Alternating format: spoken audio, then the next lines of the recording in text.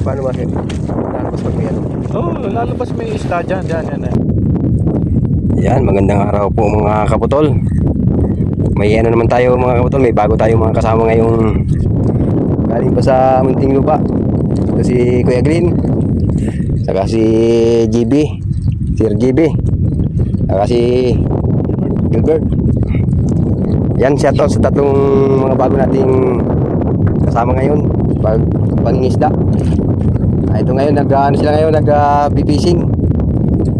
Sinamahan ko sila sa pag-fishing dito sa lugar namin. Medyo ano nga lang, medyo walang nakagat. So galing tayo sa bagyo kasi mga kaputol. Kararaan lang yung bagyo dito ay kakakalma ng pati. Kaya may pagkakataon na makapagpaminwit kami rito ngayon sa harapan ng resort. Hindi naman pwedeng ilayo at medyo malakas pang habagat. Dito lang tayo sa malapit at pag naglabas tayo dito sa lugar na ito ay talagang malakas ng hangin. Kadadaan lang kasi ng bagyo kaya ganito ang panahon natin, malakas ang habagat. Kaya hindi tayo makapagpunta dun sa mga island.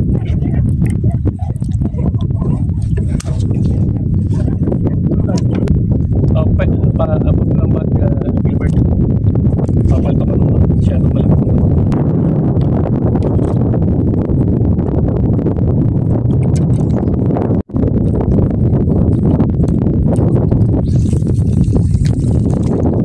Wala pa rin sumisibad.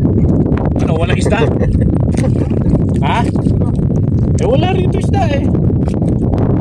So kaya dun sa ano, Baura ng maling. Testingin ka natin. Pag hindi kaya, balik tayo dito sa lugar na ito. Ano? Sige. Testing tayo. Okay, gabihan muna. Tingnan tayo. Lipat. Ano dyan? Yung mga yung Iba tayo sa Baura mga... fish finder, iyan ako muna.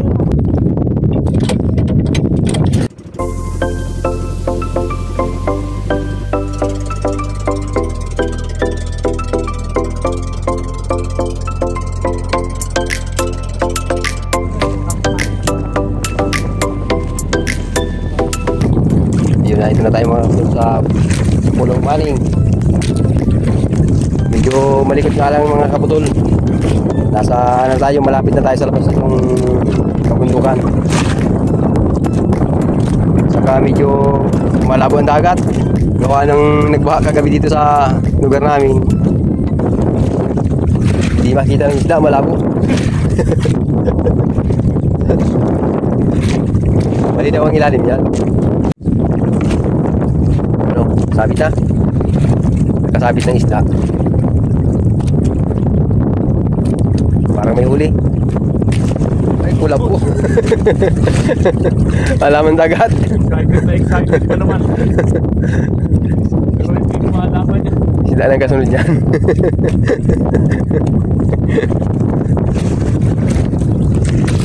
Sunod dumasil, ano yung isda lang sunod dumasilog niya. Kasi pwede yung ano, yung dapuan ng isda. Parang kanita ay kulapuhan.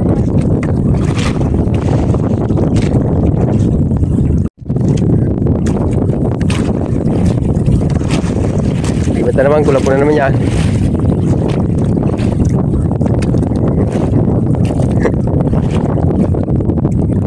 Ara, masibad talaga yung ano, halaman dagat.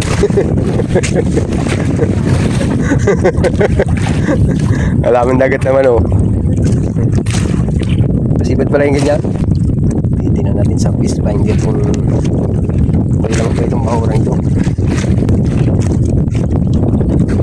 20.7 meters eh. Walang ano eh. Seaweeds lang kami.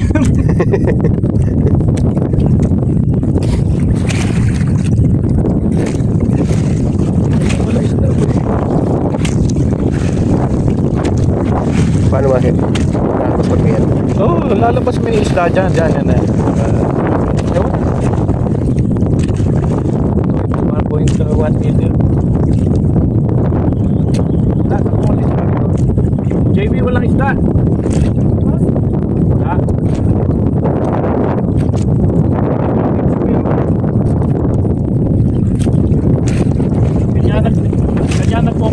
1.5 taka mo, nasa ilalim yung sonar mo eh. Yung sonar nasa ibabaw lang. Lipat naman tayo dun sa may doon tabi.